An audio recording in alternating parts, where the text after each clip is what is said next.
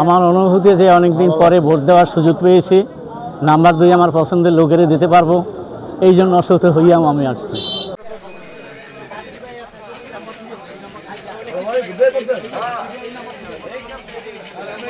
আমাদের এখানে স্বতঃস্ফূর্তভাবে সাধারণ জনগণ আসতেছে, ভোট দিতেছে। এখানে কোনো মানে মারামারি কাটাকাটি কোনো কোনো মানে নাই, ঠিক আছে। খুব আনন্দ পরিবেশে ভোট দিতেছে সবাই, ঠিক আছে। এখানে কোনো বিশৃঙ্খলা নাই, খুব শান্তিপূর্ণভাবে ভোট হচ্ছে। শান্তিপূর্ণভাবে ভোট হইতাছে ভাই।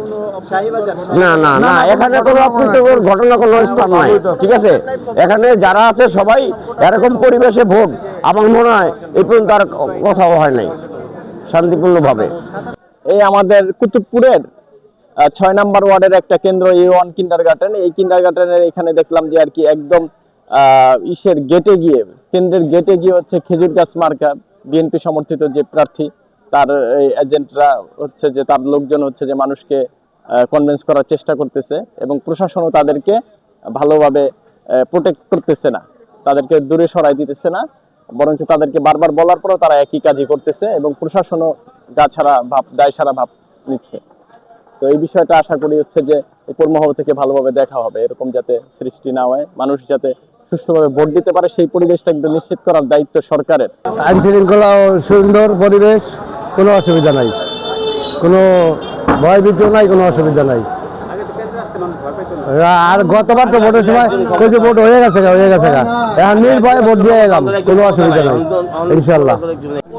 আমরা 17-18 বছর পরে নির্বিশ্বাসে, নির্খুশে, আফসোসে, দুঃখে আল্লাহর রহমতে আমরা ভোট দিতে পেরেছি। এই 18 বছরে কেন্দ্রে গেলে আমাদের বলতো তোমাদের ভোট দেওয়া হয়ে গেছে গা, আমরা নির্খুশিতে বাসায় বসতাম, ভয়তে কি করবো ভাই, কিছু করার নেই গা।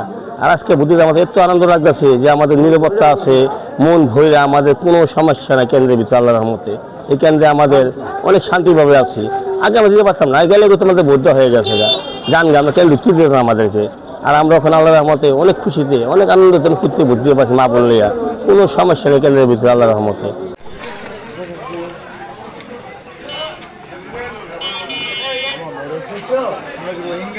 না না, তোমার রোহিঙ্গা না,